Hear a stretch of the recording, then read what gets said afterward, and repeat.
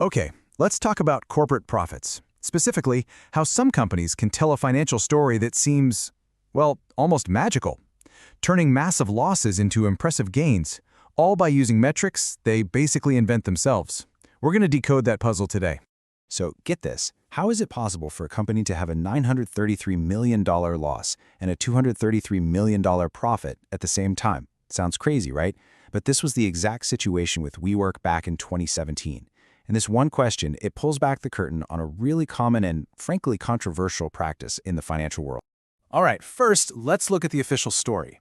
According to the standardized rulebook of accounting, the one that's required by law, WeWork's net loss for 2017 was a jaw-dropping $933 million. That is nearly $1 billion in the red. But then WeWork turns around and presents this number, a profit of $233 million. This came from a metric they called Community Adjusted EBITDA. That is a swing of over $1.1 billion. So, what is going on here? To figure this out, we're going to break it all down. We'll start by looking at this whole world of adjusted reality. Then, we'll dive right into WeWork's unique metric, see what the SEC's rulebook says, check out how the rules are actually enforced, and finally, talk about what this all means for investors like you and me. So, let's get into it. The adjusted financial reality. And it's really important to get that this isn't just a WeWork story. A ton of public companies do this. They supplement their official results with these custom-made numbers. So the big question is, what are they really trying to tell us? The key term you absolutely need to know is non-GAAP. See, the official rulebook is called GAAP, Generally Accepted Accounting Principles. Think of GAAP as the official universal language of business. Everyone has to speak it. A non-GAAP measure, then, is any number that kind of deviates from that language. It's a custom-made metric where management gets to decide what counts and what doesn't. A great way to think about it is like this. GAAP is the full official story. It's regulated, it's comprehensive, and it's required by law. Non-GAAP, though, that's the highlight reel. It's optional, it's totally customized by management, and it's designed to show what they consider their core performance, usually by stripping out costs they say are one-offs or exceptions. But let me tell you, this practice has some very powerful critics. Warren Buffett famously said that these kinds of metrics make him shudder. He argues they just hide real recurring costs. He points out that something like depreciation, which is the very real cost of your buildings and equipment getting older, isn't just some accounting trick. And ignoring those very real expenses, he says, doesn't give you a true picture of how the business is doing. Okay, now let's get back to WeWork and see exactly how they performed this financial magic. This is a total masterclass in the art of adjustment. The metric that became so infamous was, of course, Community Adjusted EBITDA. Now, EBITDA itself, that's earnings before interest, taxes, depreciation, and amortization, is a pretty common non-GAAP metric, though people still debate it.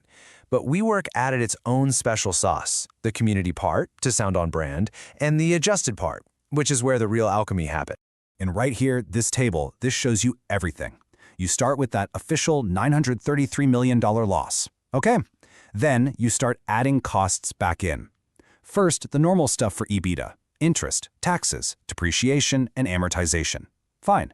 But then you add back sales and marketing costs. You add back the cost of running the company.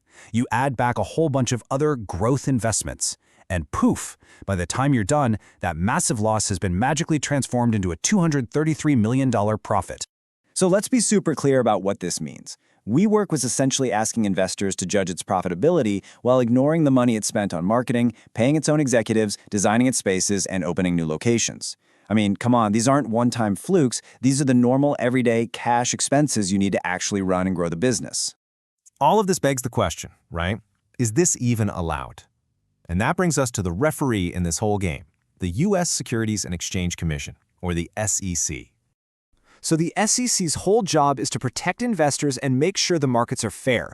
And while they don't ban non-GAAP metrics completely, they have set up a pretty clear set of rules, think of them as guardrails, to stop these numbers from being misleading. And the rules are actually pretty simple. First and foremost, you can't be misleading. That includes taking out normal recurring cash expenses. Second, you have to show the official GAAP number just as prominently, if not more so. You can't bury the real loss in a footnote. Third, you got to show your work with a table that explains how you got from A to B. And finally, you have to explain why you think your special metric is actually useful for investors. Okay, so we've got rules. But do those rules have any teeth? That brings us to our next section, what happens when companies cross the line? And the answer is a big, fat yes. The SEC has been focusing more and more on this issue. They are actively reviewing company filings. And believe me, they are not afraid to bring the hammer down on companies they think are painting a misleading picture.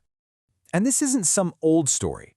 Just look at these recent cases from 2023.